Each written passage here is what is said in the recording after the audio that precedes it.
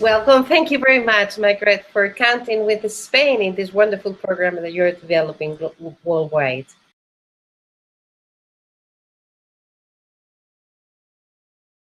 With you.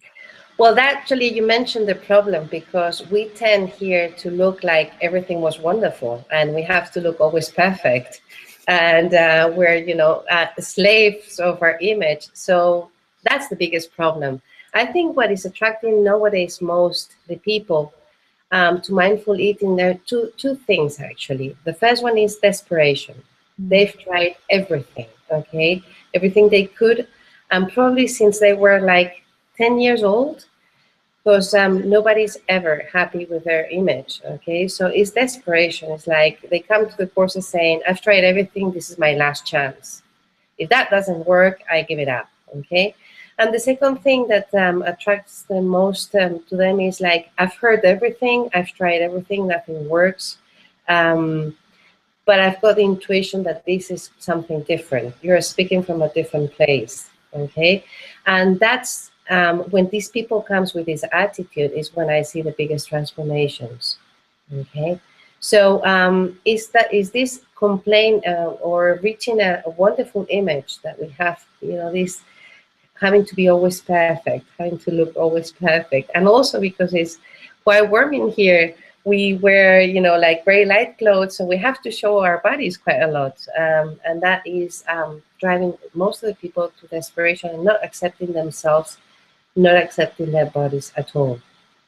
Wow.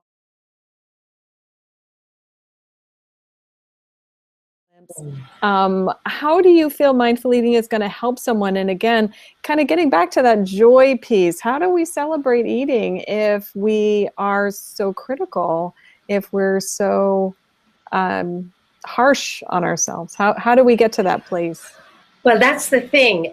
What I've seen in most of the people is after doing the courses, they make peace with food again, okay? And they assume the responsibility. They understand they're not guilty for what is happening to them, but they understand that also there's the responsibility to take care of them, but without the guiltiness of it, and the shame on it. And that's the most important thing that mindful eating does to the people, is just gives them the tools to get inside them and go through the shame, go through the guiltiness, and go even deeper, okay? It's kind of the passport to go through shame and guiltiness and to get deeper into what's going on in here and feel responsible for it. So you the same thing. So could you speak a little bit more about shame and about taking responsibility? Because I think they're excellent. Mm-hmm. What I've learned from mindful eating personally, because I'm doing the journey myself constantly with mindful eating. What I've learned with mindful eating is the minute I turn towards myself, what I always wanted to do was to run away, okay? And that is the shame, okay? With mindful eating, and not that when you don't take mindful eating as a technique, but you integrate it as part of yourself, you learn to be in the moment. You learn to stay there, be there, breathe the moment, and that gives you the passport into taking responsibility to be able to do something about it. Normally, what I tend to do always was to turn towards myself, didn't like what I see, and run away into something. It was either the TV or the fridge or something else, okay? And that has happened for my entire, or run a friend or whatever, just get out of myself, When mindful eating is not just a technique, but it's integrated with the mindfulness, the meditation on it, and the learning about the body, how the body reacts, and learning that's the body I have, and I cannot change it. But I've got good things, I've got bad things. When you learn to those two things, you get through it, and you learn to stay with yourself. This is when you can take responsibility of, well, what do I do now? So you're saying by not running, by having the courage. Exactly. Yeah, because the first thing is like you get into a country and at the toll, the first person that tells that is receiving you is the shame. So you have to, go through that. Okay. Hello, this is my passport. This is my history. This is who I am. Now, this is painful. Can I move on? Oh, my goodness. This is wonderful.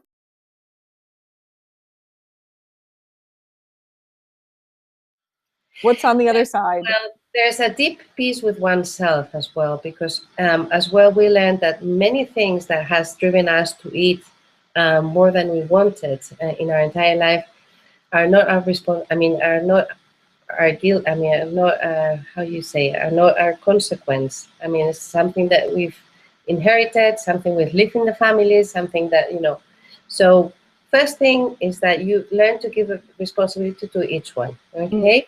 And the second thing is you understand that food is not your enemy. Actually, food is what it keeps you alive, is what feeds all the projects that you want in life. If you don't eat, so you make peace with food. And that's very important, because then you can start going out, you can start socializing. What most of the people have experiences when they're on a diet. They cannot go out, they cannot socialize, they cannot be normal. Okay? So when you learn to have or be peaceful with food, you enter in a place of freedom. Okay? And this is when the joy comes in.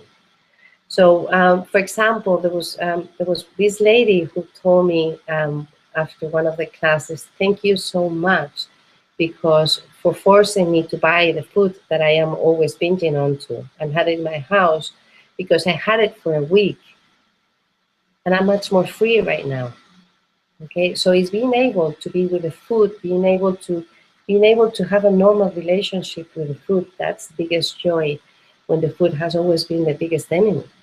Okay, and also when you take responsibility, you empower yourself, and that's also very beautiful. And when you empower yourself, that's the way. It's not something that you get from outside and it gets taken away. It's just something it grows from within. And that's very important. I think so, because you're restricting yourself. You're restricting yourself from natural things. Okay? Not just because if you want to be good with your diet, you cannot go out and have the same meals that the rest of the people, or you have to go out and explain to everybody why you're not having the same meals. So you keep constantly showing the people around you that you're different, when you're not. When you're not, you're just another human being. The self-compassion definition from Christine Neff, is the common humanity. Okay, and also is the isolation. When you are in your pain, you tend to isolate yourself, whereas what is recommended is to go there, be connected, see that the other people are suffering the same way that you are, that you're just one more person. There's nothing wrong with you.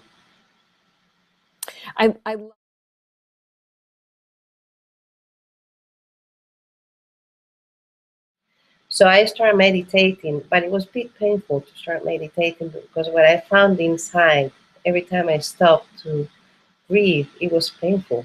It was really painful. So as I'm very stubborn, I did decide to keep going, but suddenly I heard about self-compassion. And I started trying the self-compassion meditations, and they soften everything in a much nicer way.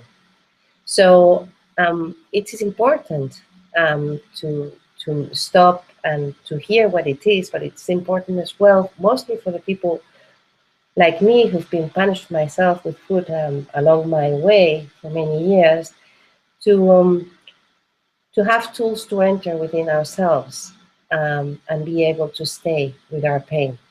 Okay, so that was the first. The second thing that led me into the third one, which was mindful eating. Once I started, being able to meditate, because it was not such a painful phase, I understood that it was mindful eating. And compassion helped me to start working on mindful eating myself, because it was at the beginning, it was just impossible to sit on a meal for more than 5 minutes. It was, I had to either eat it very quickly or just watch the TV or something. It was just impossible. I would get so anxious that I couldn't. I was like, I just can't. So through compassion and practicing, I managed to, little by little, start getting mindful eating into my own practice as well.